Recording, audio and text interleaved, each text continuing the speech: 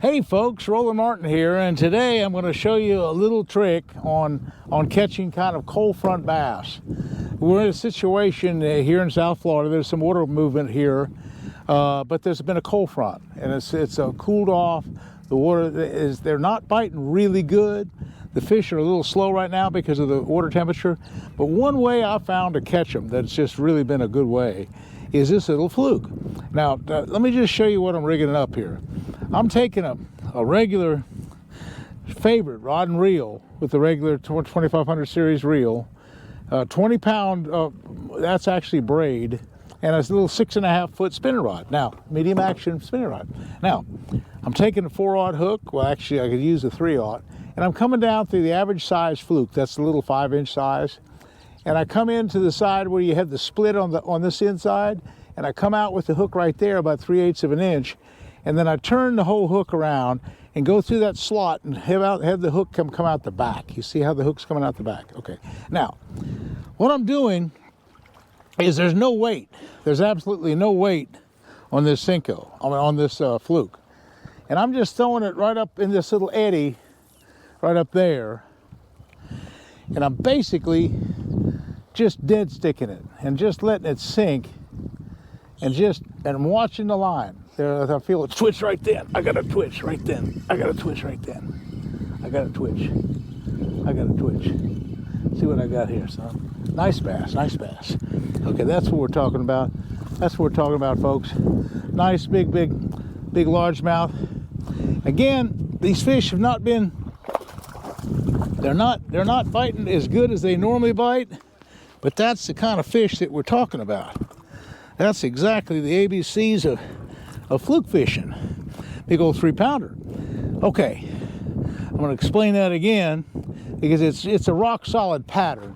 Whenever they have a cold front, whenever you have a situation where things are a little slow and lethargic, and they're not biting just as good as they ought to be, think about an unweighted fluke. Now, a lot of people fish fluorocarbon, and fluorocarbon's all right. I prefer braid for the simple reason that with this 20-pound braid, it does two things. I can horse them out of some pretty heavy cover, number one. And number two, I can set the hook at a long distance. And I'm throwing a long distance right now. So I'm taking that fluke on 20-pound braid, making a nice long cast into that little eddy up there by the spillway. And do you notice how I set the hook? And I can see that line. I can see that line twitch. Okay, let's try that again. Little deal. I have to arrange my Senko, make sure it's kind of messed up right now. Okay, come on, Senko. There we go. Senko's all in perfect shape. Throw it up there. Make a nice long cast. Right there. Okay, again, the dead stick is the key. Just letting it sink. It's just 5 or 6 feet of water, and it's just barely moving it along. Again, braid. I'm gonna feel that little twitch. I'm gonna feel a little twitch. I haven't felt the twitch yet. I haven't felt the twitch yet. It's swimming in the water. It's all 5 and 6 foot deep. It's just kind of coming down. You notice a little bit of current here. I'm just letting it sink along. And just the slightest little pull. Just let it kind of swim its way. Oh, well, I think I had a strike. Something hit it. There's one got it right there. No.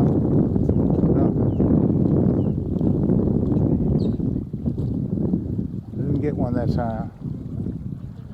Oh, there's one. You see how I set the hook? I dropped the rod down. I just dropped the rod down. Bam! Hit him hard. Hit him hard, son. That's what it's all about. That's what Senko fishing and fluke fishing is all about. Oh, a nice big bass in this stuff right here. And I can flip them in the boat if I'm careful. It's only a couple pounds. But the point is that fluke can be a killer deal in these cold front situations. It's an absolute perfect lure for finesse fishing.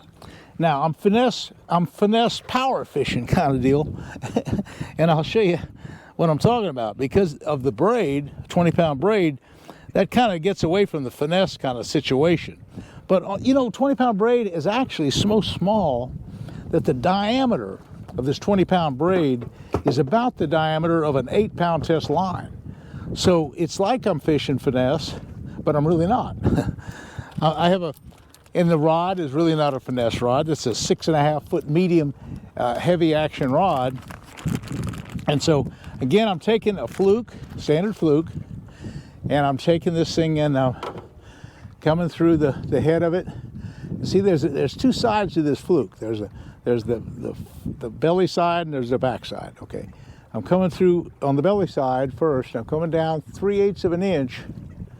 It's kind of important to have this thing set the right way, and coming through the Fluke, and coming through that, getting that little part of the worm up on the shoulder of the hook, and that's a 4/0 EWG. I could use a 3/0.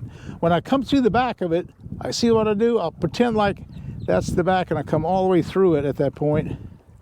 Come all the way through it, and have the hook stick out. See how the hook's kind of just, it's skin hooked. Well, not quite centered. There, it's centered now. It's in the center.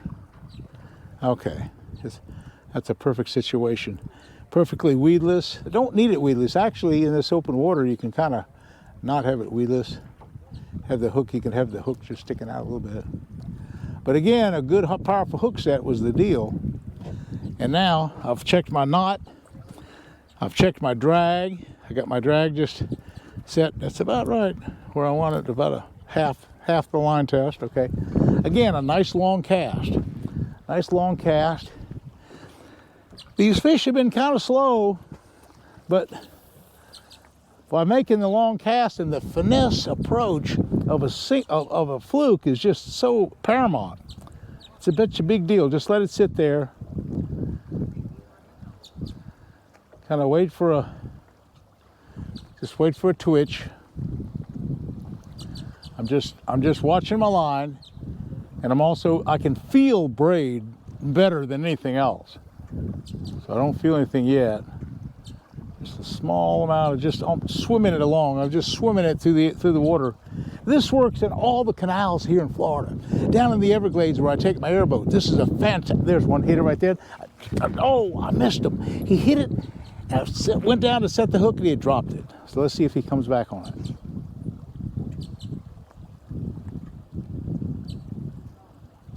He hit it pretty good though. He's got it. Oh no, he hit it again. That must be a little one. What's going on? I got him that time. Must be a small fish. That was the problem. Okay, why? Really, the other couple fish that I caught were twice as big. This one hit a couple different times, and I had a hard time catching them. And the reason is, a pound or a pound and a half bass is harder to catch than, let's say, a 2 or 3 pound bass, for the simple reason he's got a smaller mouth, and they just don't eat the whole bait at the same time.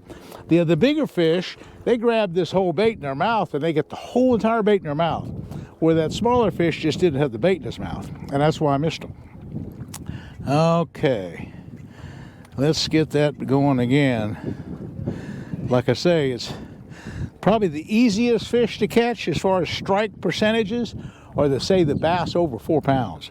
The bass over 4 pounds, you pretty much get them every time, because if you have a good solid hook set, because he's got the whole entire bait in his mouth. Okay, let's get it all set up. Okay, let's check the drag again. I checked the knot. Let's make another cast up in that eddy, see what happens.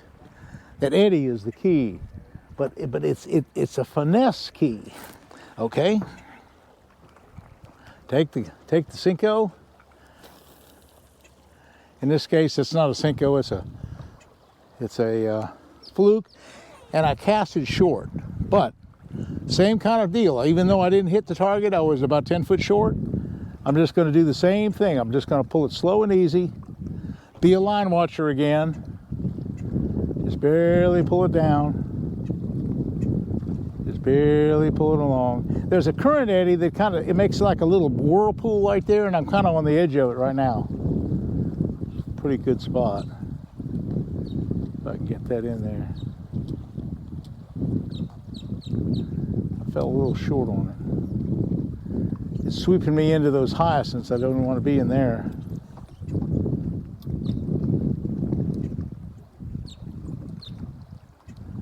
Oh, there's one. You see how I set the hook? I just came down on them. Now, I don't know if you've been counting, but I've made 4 casts and I've caught 4 bass.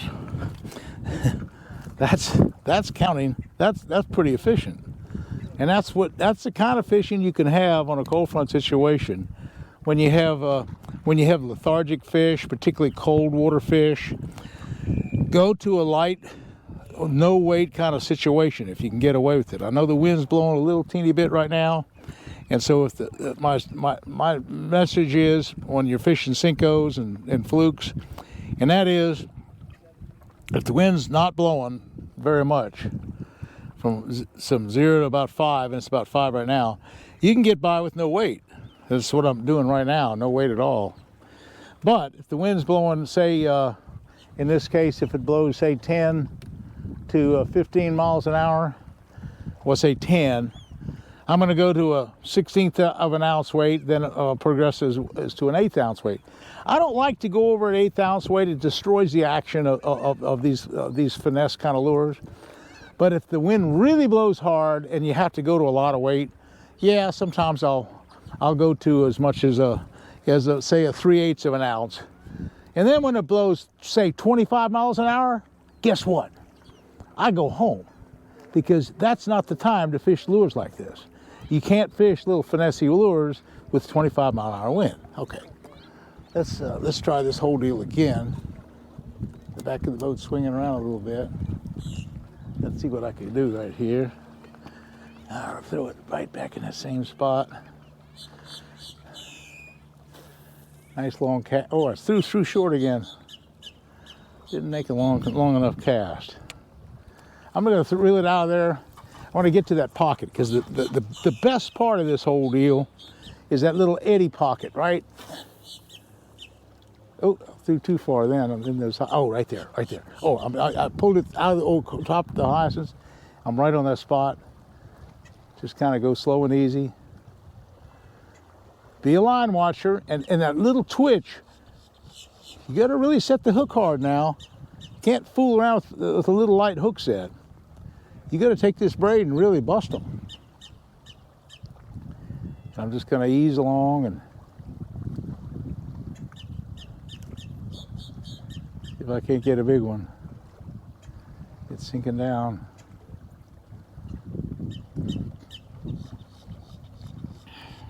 Finesse fishing with a fluke. Now, you know, I also go down, I mentioned the Everglades. There's some great canals, L67 canal, and all along the interstate, along I-75. There's one.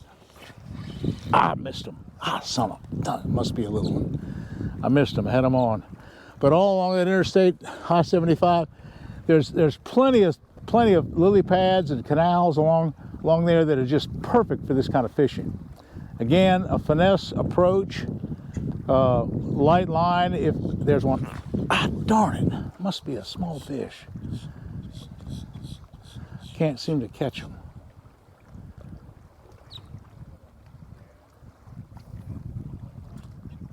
I don't know what happened. I didn't get them. There's one. Okay. Little one. Now, it's a little fish. And again, the whole reason that I was having so much trouble, the whole reason was I'm dealing with a 1 pound fish with a little bitty mouth. His mouth's so small, he's nipping at it every which way, and he's not getting the whole bait in his mouth. So that's one of the big problems that we're having right now.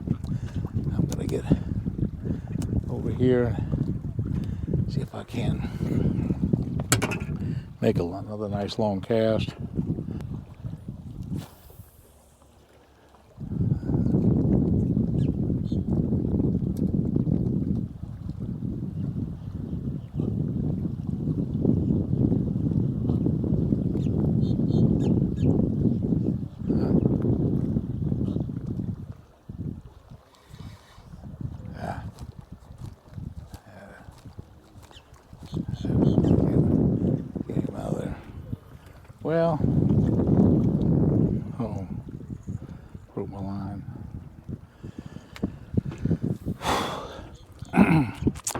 Well, anyway, folks,